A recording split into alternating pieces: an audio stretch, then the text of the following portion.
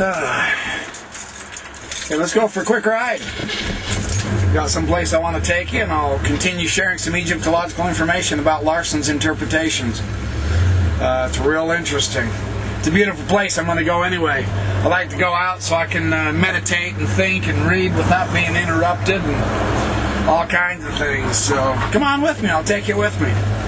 You know what interests me, actually, is with his lack of rigorous analysis, how Charles Larson can be seen to be so convincing.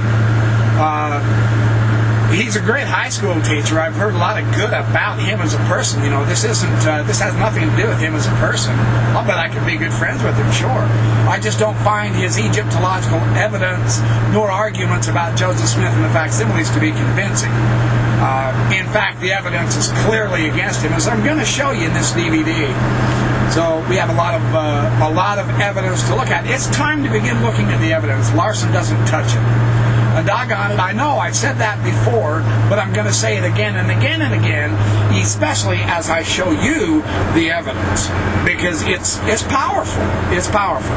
We also want to understand, what did the ancient Egyptians mean, for Pete's sake? Yeah? I mean, what does it mean? How does the meaning of the ancient Egyptian correlate with what Joseph Smith taught? That's the real question that I want to explore, really.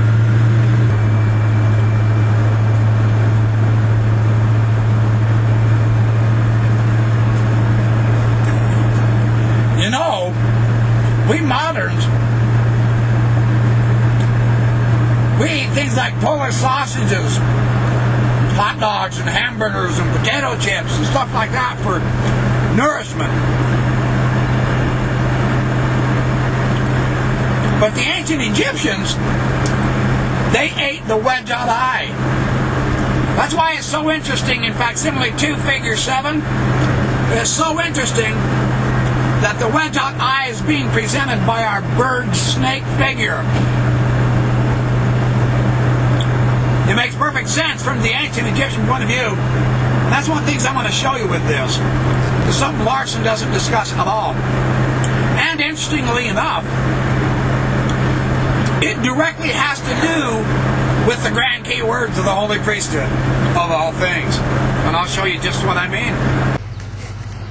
It's always been one of my favorite ways to study the Scripture, to get out into the mountains, to get out into the rugged, beautiful nature, and enjoy solitude and time to think by yourself. It's a wonderful way to do it.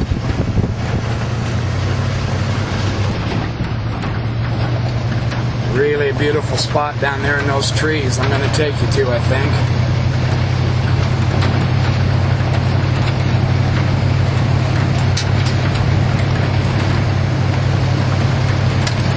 Down below is Willow Creek. Willow Creek. Beautiful spot.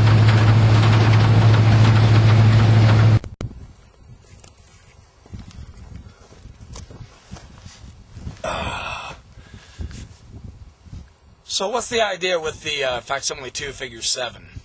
How come it's a combination bird-serpent figure? What's that got anything to do with anything? Let me read you an account from an Egyptologist at the turn of the last century. Chapter 163 of the Egyptian Book of the Dead. This was written to prevent the body of a man from moldering, from rotting. That's why they wanted to preserve the body, because they felt the Ba would return to the body. They believed in a physical, immortal resurrection. That's interesting in and of itself. This is thousands and thousands of years ago. He said it keeps it from moldering away in the underworld, because that's where they believed the dead went. And to deliver him from the souls who were so unfortunate as to shut out the various places thereof. But in order to make it thoroughly efficacious, it was ordered to be recited over 3 pictures. A serpent with legs, having a disc of 2 horns upon its head, a wedge-out eye, or the eye of Horus, and this is the pupil of which shall be a figure of the god of the lifted hand, with the face of a divine soul, and having plumes and the back like a hawk. This is our figure 7. In fact, Facsimile number 2, the min figure, the figure on the throne. He has that hawk's tail. This is the figure that the serpent is presenting the wedge-out eye to. This is one of the characteristic gods that helps the dead not molder. That's interesting.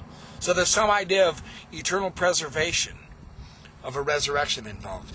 This is in Budge's book, Egyptian Magic. This is on page 120. He says, a wedge-out eye, or the eye of Horus, which is in our Facsimile 2, figure 7, in the pupil there shall be a figure of the god of the uplifted hand, and this figure has the face of the goddess Neith. So there's a combination of god and goddess in this figure also, male and female. And having plumes in the back like the hawk. That's our min figure that I'll show you here in a sec. I'll re-show you. If these things be done for the deceased, he shall not be turned back at any gate of the underworld. In other words, he's going to make it through the underworld. He's going to become resurrected. He's going to become immortal.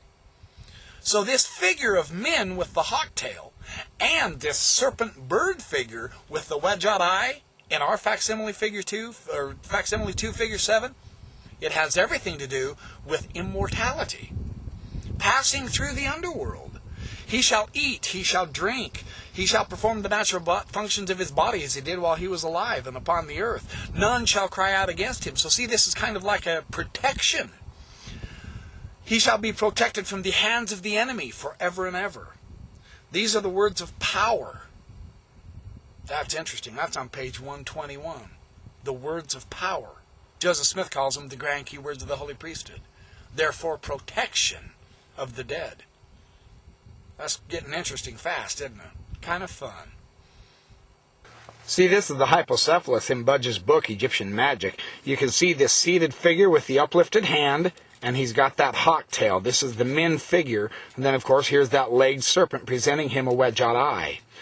So this idea of the Min figure being a hawk, this is the Horus hawk. This is the messenger of the gods. The Egyptian gods constantly reunited and united with each other. Adam with Re, Osiris with various other types of gods, Min with other types of gods. There's a combination uniting with the gods as well as with humanity, and I'll explain a little bit more about that. Hey, you remember the good old days in Sunday school when you used to use the facsimiles for coloring books, for pictures, for entertaining yourself in sacrament meeting when those long, boring talks were given? Did you ever wonder what the figures were, who they were, how come they're drawn the way they are? I always did. I always thought, someday I'll find out. Well, that day has arrived. I found out. In our figure 7, the little serpent bird figure that's given the wedge-out eye to Min, the name of that figure, according to the Egyptological understanding, is Nekeb-Kau. Nekebkau, cow, Nekeb-Kau. There was a male serpent and a female serpent also. According to Budge, this is in Budge's The Gods of the Egyptians. This is in his second volume, pages 62 and 63. He's talking about Nekeb-Kau being the power of regeneration, sexually as well as spiritually. He says that there's a male and a female. You know, when I read that account, I thought immediately of the caduceus, of Hermes. Now, the Greek messenger of the gods was the winged-footed Hermes. You notice the wings? He's the messenger of the gods. He takes the messages back and forth from heaven, from the gods to the mortals, back from the mortals to the gods, and so on and so forth. He had that caduceus, the intertwined serpents. One was male, one was female. That same symbol is still used today in the medical profession. It's a symbol of healing, a symbol of wholeness, a symbol of completeness, a symbol of eternity. Because, of course, the snake sloughs its skin, and therefore it makes a perfect symbol for immortality. It makes sense that it's a serpent bird figure presenting this wedge-out eye then. It's an interesting combination of a bird head on a snake's body. It's kind of weird. Reminds you of the Idaho jackalope, where they put a jackrabbit and an antelope together, a jackrabbit with antelope horns.